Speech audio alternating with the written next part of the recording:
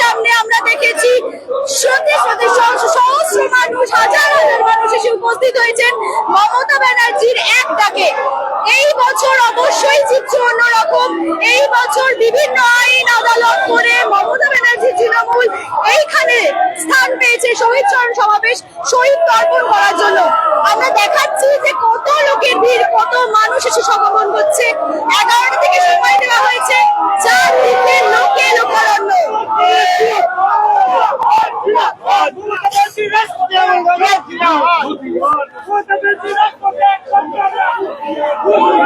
আমরা কথা বলে নেব কিছু কর্মী সমর্থকদের সঙ্গে যারা এসেছেন মমতা বন্দি তৃণমূলের এই শহীদ তর্পণে। কোথা থেকে আসছেন আপনারা? কালীগঞ্জ 113। আচ্ছা, মমতা বন্দি তৃণমূল এছাড়াও আরো শহীদ সমাবেশ হচ্ছে, কি বলবেন? দিদিকে সাপোর্ট করছেন? হ্যাঁ, কি বলছেন? এছাড়া ঋতব্রত বন্দি তৃণমূলের তরফ থেকেও করা হচ্ছে শহীদ সমাবেশ, কি বলবেন সেই বিষয়ে? ঋতব্রত ও মানুষ নাকি?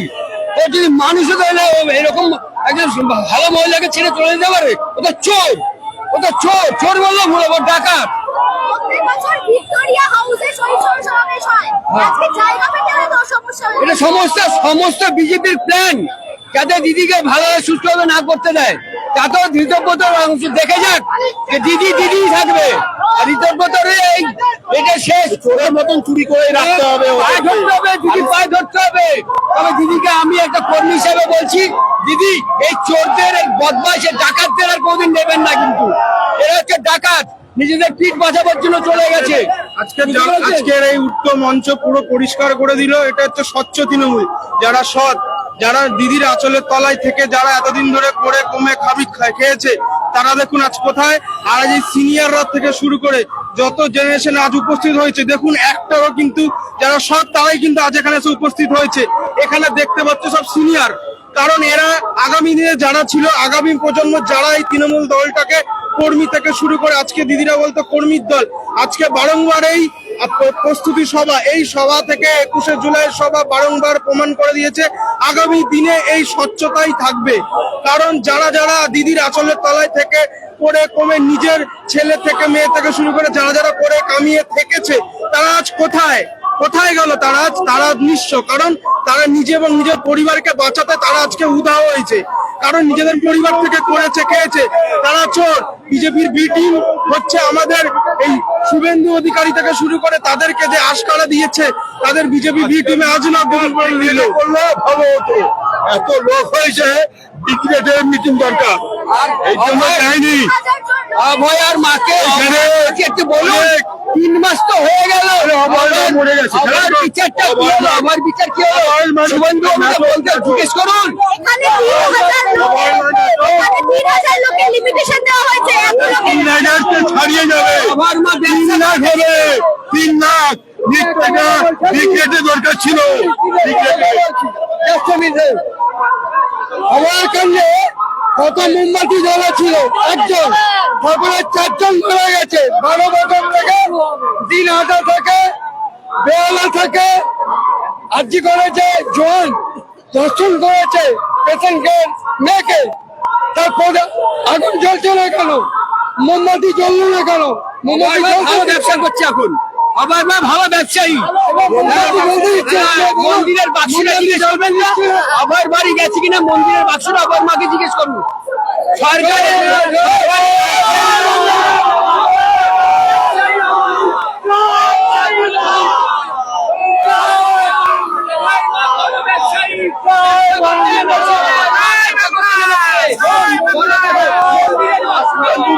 শুভেন্দুদা খুব একটা ভালো কাজ করেছে দিদির হয়ে। দিদি যেই কাজটা 15 বছরে করতে পারেনি, দিদি চোখে সবাইকে মাতৃস্নেহে দেখতো। সেই গদ্দার গুলো, লুম্পেন গুলোকে দিদি মাতৃস্নেহ বুকে রেখে দিয়েছিল, তাদের অন্যায়কে চোখে রেখে দিদি যেটা করতে পারেনি, সেই জিনিসটাকে শুভেন্দু অধিকারী নিয়ে গিয়ে তার লকআপে নিয়ে গিয়ে রেখে দিয়েছে। খুব ভালো,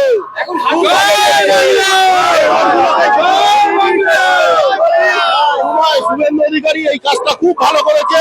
দিদি যে কাজটা করতে পারতো না, যেই ববি হাকিমের বিরুদ্ধে এত দুর্নীতি, আজকে তারাতলা সেই বাড়ি ভেঙে পড়ার পরে শুভেন্দু অধিকারী বললো যে এই যে মেয়রের সই আছে, সেই মেয়র আজকে চলে গেল ভালো তৃণমূলে। আজকে আজকে আজকে ইসে জাভেদ খান, যার ছেলের বিরুদ্ধে কসবায় ঘরে ঘরে দুর্নীতি, শুভেন্দু অধিকারী আপনি তো বলেছিলেন যে বিধানসভায় দাঁড়িয়ে এদের বিরুদ্ধে বিচার হবে, সে বিচার কোথায় গেল? সে বিচার কোথায় গেল? বারুইপুরে রেপ কাণ্ডে 4 জন ছিল, একজনকে আপনি এনকাউন্টারের নাম করে যে রাজচাকরি হতে চেয়েছিল তাকে আপনি এনকাউন্টার করে গুলি করে দিলেন। বাকি 3 জন কোথায়? সেই ফাইল কবে খুলবেন? আজকে আপনার যে পর 2 বছর অন্তর অন্তর যে আপনার পিএরা চলে গেল, সেই ফাইল আপনি কবে খুলবেন? সেই ফাইলটা আপনি খুলুন, আমরাও দেখতে চাই, আমরা দেখতে চাই সেই ফাইল আপনি খুলুন। পশ্চিমবাংলার জনগণ জানতে চায় আপনার এতগুলো পেট্রোল পাম্প হলো কি করে, আপনার এতগুলো হলদিয়াতে এত ব্যবসা বাড়লো কি করে? আপনারও ফাইল খুলতে চাই, শুধু সময়ের অপেক্ষায়, শুধু সময় অপেক্ষা। অভিষেক বন্দ্যোপাধ্যায়ের যে বাড়ি ভাঙা হলো, সেই বাড়ি যদি কাগজপত্র নাই থাকতো তাহলে হাইকোর্ট কিসের বেসিসে স্টে অর্ডার দিল? হাইকোর্ট কিসের বেসিসে স্টে অর্ডার দিল? আপনি বিধানসভায় দাঁড়িয়ে জবাব দিন, জবাব দিন, আপনার মুখে জবাব শুনতে চাই। ভালো কথা, যে নগর মিত্রকে নিয়ে চলে গেল ছেলেবেলা, তাকে আপনি নিয়ে আদরে ছেলে বাড়িতে লালিত পালিত করছেন। আমরা চাই আপনি এইরকম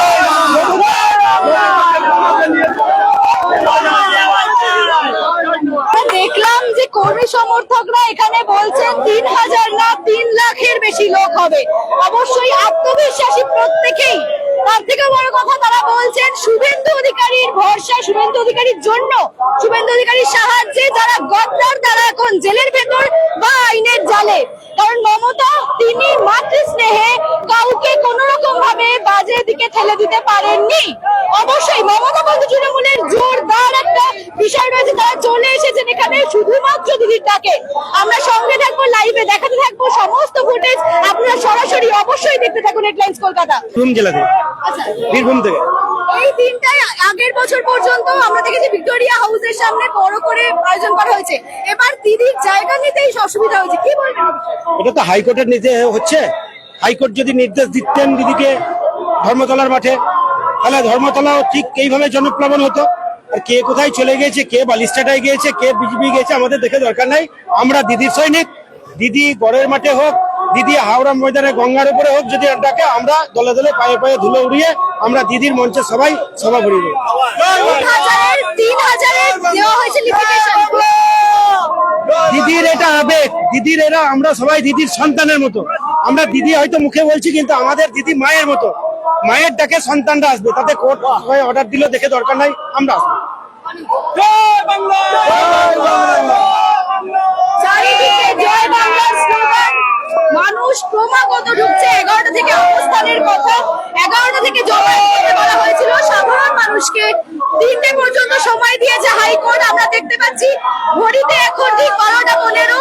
ক্রমাগত লোক ঢুকছে এই অঞ্চলে। ঠিক বিড়লা প্ল্যানেটোরিয়াম ক্যাথিড্রাল চার্চের একদম মাঝে শয়ে শয়ে লোক ঢুকছে, ক্রমাগত ভিড় বাড়ছে। আমরা শুনতে পাচ্ছি মঞ্চে ইতিমধ্যেই অনুষ্ঠান হচ্ছে।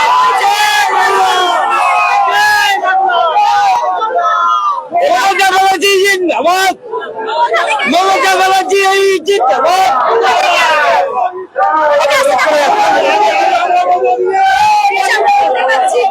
আমরা বলবো মুর্শিদাবাদ থেকে 2000 ব্রিজ শ্রমিকের সেখানে মমতা ব্যানার্জির ডাকে রীতিপত বেইমানের সাথে বাংলার মানুষ নেই, একমাত্র মমতা ব্যানার্জির সাথে মানুষ আছে। আমরা মুর্শিদাবাদ থেকে গরিব মানুষ 2000 এসেছি, আমরা ব্রিজ শ্রমিক, আমরা ব্রিজে খাই, আমরা নিজের খরচায় আপনারা দেখতে পাচ্ছেন এখানে কোনো বেইমান গদ্দারদের জায়গা নেই। এখানে শুধুমাত্র রয়েছে কর্মীরা, মমতা বন্দ্যোপাধ্যায়ের খেটে খাওয়া কর্মীরা, যারা বুথ লেভেল স্তর থেকে, তৃণমূল স্তর থেকে যারা উঠে পড়েছে। কোনো চটি চাটা নেতা আমরা নয়, আমরা কোনো বালিশ চাটা নেতার কাছে নয়, আমরা শুধুমাত্র মমতা বন্দ্যোপাধ্যায়ের সৈনিক হিসেবে। আজকে এত মানুষ, যে 2000 জনকে আমাদের এখানে সংখ্যা দিয়েছিল 2000, কিন্তু এখানে আমি যা দেখতে পাচ্ছি 2000 ছাড়িয়ে দ্বিগুণের সংখ্যা সংখ্যক মানুষ আজকে এখানে চলে এসেছে, লাখে লাখে মানুষ আসছেন। তারা দেখুন, আপনারা জানেন, আপনারা সাংবাদিক জানেন, ঋতব্রত তৃণমূল যে তারা ইয়ে করছে, ঋতব্রত তৃণমূল, তাদের জনসভায় কিন্তু চেয়ার গুলো শূন্য। আজকে তাদের চেয়ার শূন্য। তারা দেখুন, তাদেরকে এই ক্যামেরাটা দেখিয়ে দিন। মমতা বন্দ্যোপাধ্যায় শ্রমিকরা কিভাবে মাঠে নামে গেছে। সবাই মিলে বলুন, মমতা বন্দ্যোপাধ্যায়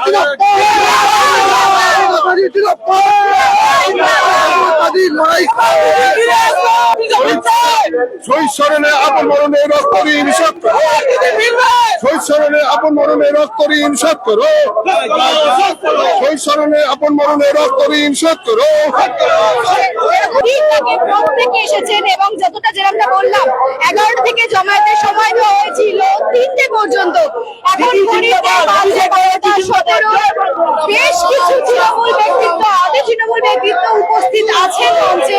এখানে উপস্থিত হবে তৃণমূল সুপ্রিমো মমতা বন্দ্যোপাধ্যায়। আমাদের প্রথম কথা হচ্ছে প্যানিক করবেন না এবং উপবাসে থাকবেন না, তাতে আপনার শরীরের ক্ষতি হবে, লাভ হবে না। অনেক সময় হৃদরোগে আক্রান্ত রোগীরা দুর্বল বোধ করেন। তাদের দুর্বলতার কারণটা কিন্তু খাওয়াটা কম হচ্ছে তা নয়, তাদের মূল রোগের জন্য তাদের শরীরে একটা দুর্বলতা আসে এবং তার সঙ্গে যা ওষুধপত্র দেওয়া হয় তাতে একটু দুর্বলতাটা বাড়তে পারে। তবে এগুলো সাময়িক, এগুলো আস্তে আস্তে সব ঠিক হয়ে যায়।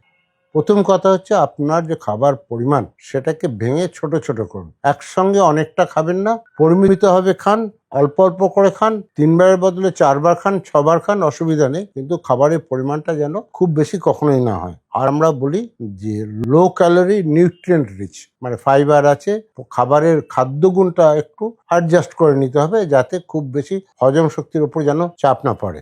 এক্ষেত্রে আমাদের যেটা বলা হয় যে আপনারা ফ্যাট জাতীয় জিনিস অ্যাভয়েড করবেন, যেমন রেড মিট, মাটন, এগুলো অ্যাভয়েড করবেন। ফুল ক্রিম মিল্ক না খাওয়াই ভালো হবে। অনেকেই প্রশ্ন করেন ডিম খাবো কিনা। হ্যাঁ, ডিম খেতে পারেন পরিমিতভাবে। চাইলে আপনি ডিমের হলুদ অংশ, এগ ইয়ক যাকে বলে, সেটাও খেতে পারেন। সেটা পরিমিতভাবে খেলে হৃদরোগের উপর বিশেষ কোনো এফেকশন হবে না।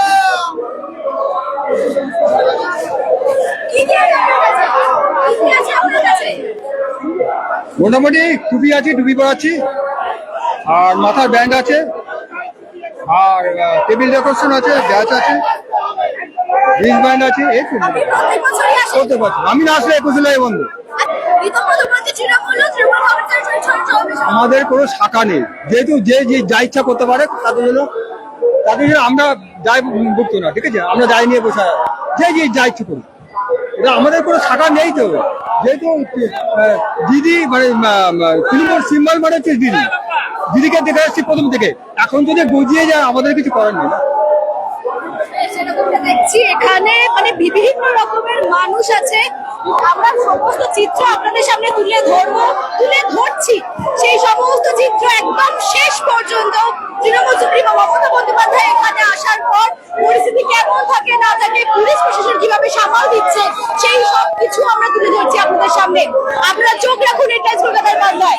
ক্যামেরার সঙ্গে অঙ্কিতার রিপোর্ট, হেডলাইন্স কলকাতা। আনন্দ আর ভালোবাসার দীপ্তিতে গড়া সমুজ্জ্বল পরমা, ঠিক তোমারই মতো। শ্যাম সুন্দর কোম্পানি জুয়েলার্স, আগরতলা, উদয়পুর, ধর্মনগর, কলকাতা।